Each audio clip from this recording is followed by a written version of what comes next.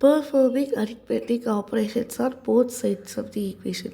இது பேசிக்காக என்ன சொல்லலாம், ரெண்டு சைட் ஆஃப் தி ஈக்குவேஷன்லேயும் நம்ம வந்து அரித்மெட்டிக் ஆப்ரேஷன், அதாவது அடிஷன், சப்ராக்ஷன், மல்டிப்ளிகேஷன், டிவிஷனை பண்ணுறது. எப்படி இருக்காங்கன்னா, ரெண்டு சைடும் வந்து ஆட் பண்ணலாம், ரெண்டு சைடும் ஒரே நம்பரை சப்ராக்ட் பண்ணலாம், ரெண்டு சைடும் ஒரே நம்பரை மல்டிப்ளை பண்ணலாம், ரெண்டு சைடும் ஒரே நம்பரை டிவைட் பண்ணலாம். ஆன்சர் வந்து ரெண்டு சைடும் ஈக்குவலாக தான் இருக்கணும்.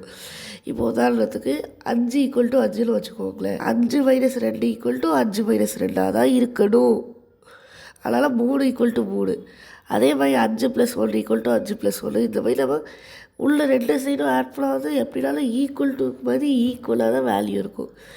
இதே தான் இங்கேயும். இந்த இடத்துல நம்ம என்ன பண்ணுவோம்னா, அதை எக்ஸ்கிட்ட இருக்க நியூமரிக்கலை இல்லை எக்ஸாவே கூட இருக்கலாம், அதை நம்ம ரிமூவ் பண்ணுறதுக்கு இது தான் யூஸ் பண்ணுவோம். ஸோ எந்த ஆப்ரேஷனுக்கோ அதுக்கான இன்வெர்ஸ் யூஸ் பண்ணணும். ஸோ வந்து அடிஷனுக்கு இன்வெர்ஸ் வந்து சப்ராக்ஷன், சப்ராக்ஷனுக்கு இன்வெர்ஸ் வந்து அடிஷன், மல்டிப்ளிகேஷனுக்கு இன்வெர்ஸ் வந்து டிவிஷன், இன்வெர்ஸு மல்டிப்ளிகேஷன். அது ஒன்று. இப்போ உதாரணத்துக்கு x + 1 = 5னா x + 1 - 1 = 5 - 1. அப்படி போட்டால் x = 4ன்னு வந்துடும். இதுக்கு பதிலாக x 1 இருந்தால் 2 is not equal to 5, 2 இருந்தால் 3, 3 not equal to 5, 3னா 4, 4 not equal to 5, x 4ன்னு போட்டால் 4 + 1 = 5. இந்த மாதிரி குழப்பறதுக்கு பதிலாக இதெல்லாம் கொஞ்சம் ஈஸியாகவும் இருந்துச்சு. இதுதான் அடுத்த முக்கியமான மெத்தடுக்கு ஒரு ஸ்டெப்பிங் ஸ்டோனாக இருந்துச்சு. ஆனால் இதில் ஒரு முக்கியமான விஷயம் என்னென்னா, ஒரு ஆப்ரேஷனுக்கு மேலே இருந்தால் கடைசியாக என்ன ஆப்ரேஷன் நடந்திருக்கோ அதுலேருந்து அப்படி ஸ்லோவாக பின்னாடி போடும்.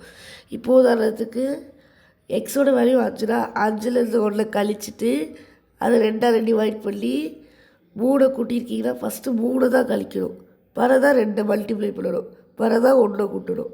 இதுதான் டிரான்ஸ்போசிங்க்கு ஒரு முக்கியமான ஸ்டெப்பிங் ஸ்டோனு.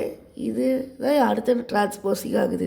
இந்த மாதிரி இதுக்கு முந்தின method performing arithmetic operations on both side of the ஈக்குவேஷனை மறுபடியும் பண்ண வந்து அவங்களுக்கு வந்து ஒரு ஷார்ட்கட் கண்டுபிடிச்சாங்க. ரெண்டு சைடும் இப்போ உதாரணத்துக்கு ஒரு எக்ஸாம்பிளே கொடுத்துருக்கு. x + 2 = 5. ரெண்டு சைடும் -2 -2 போடுறதுக்கு அந்த +2வையே அந்த சைடு அனுப்பி மைனஸ் ஆக்கிடலாம்ல. அந்த மாதிரி பண்ணாலும் ஒரே தான், எப்படினாலும் இங்கே வந்து ரிமூவ் ஆக தான் போகுது. அதுக்கு டேரெக்டாக சைனை மாற்றி அந்த சைடு போடலாம்ல. இந்த மெத்தட் இப்போ வரைக்கும் யூஸ் பண்ணுறாங்க. சைனை மாற்றி ஆப்போசிட் சைடு போடுறது, சைனை மாற்றி ரெண்டு சைட்லேயும் போடுறதுக்கு போல் ஏன் வந்து அந்த நம்பரே சைனை மாற்றி ஆப்போசிட் சைடு போட்டுடலாம் அப்படின்னு யோசிச்சாங்க.